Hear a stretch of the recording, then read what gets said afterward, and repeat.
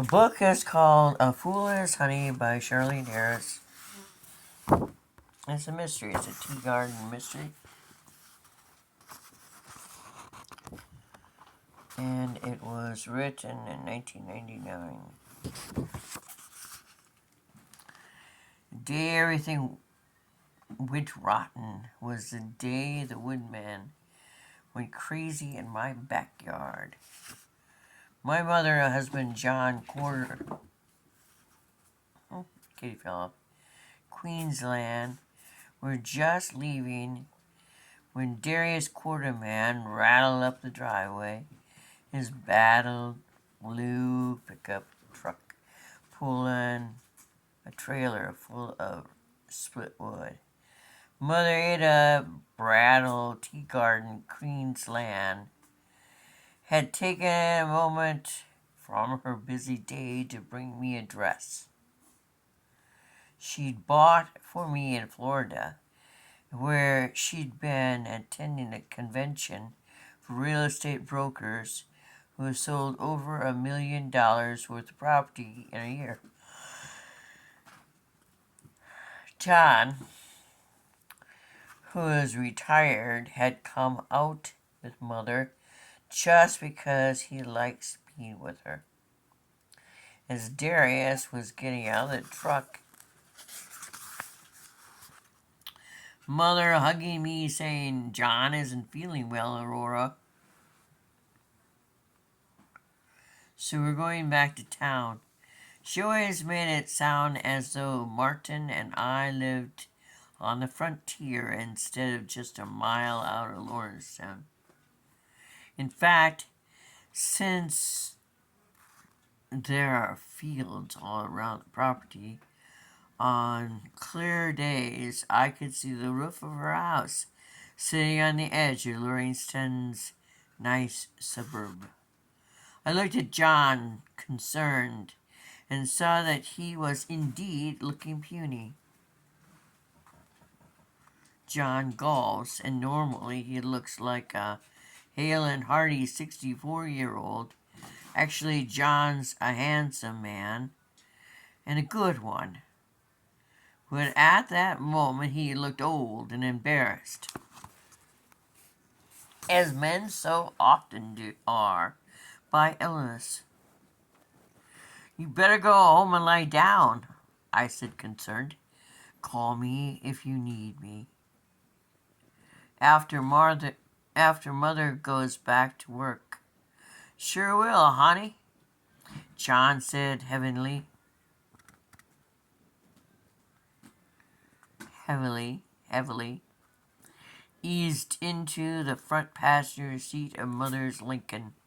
Mother gave me a little brush with her lips, and I maneuvered through, turning around to head down our long driveway. I strolled over to Darius, who was pulling on heavy gloves.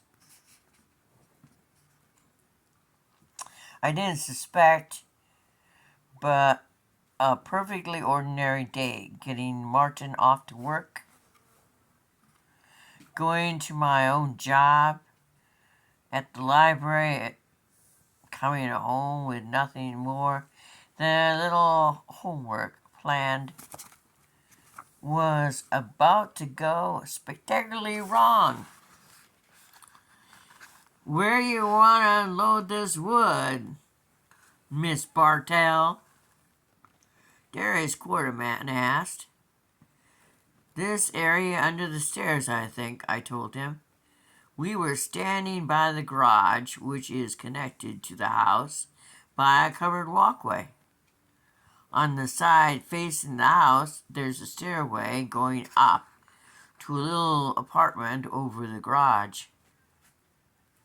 "You not afraid of bugs getting into your siding there?" Darius asked dubiously.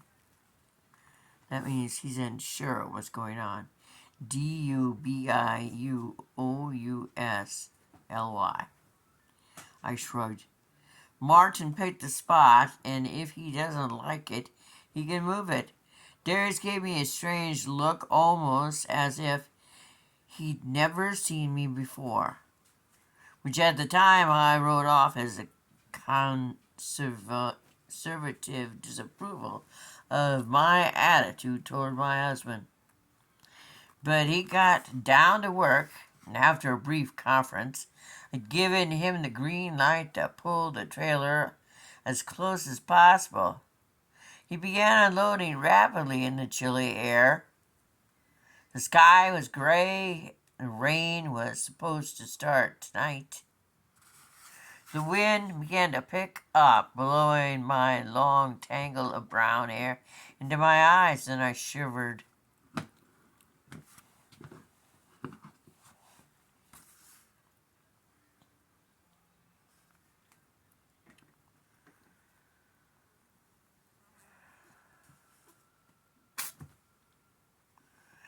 And stuck my hands in my pocket on my heavy red sweater.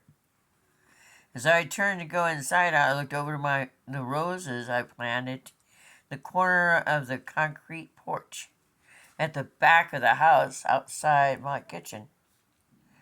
They needed pruning, and I was trying to remember if I was supposed to do it now or wait until February, when a piece of wood flew by my head.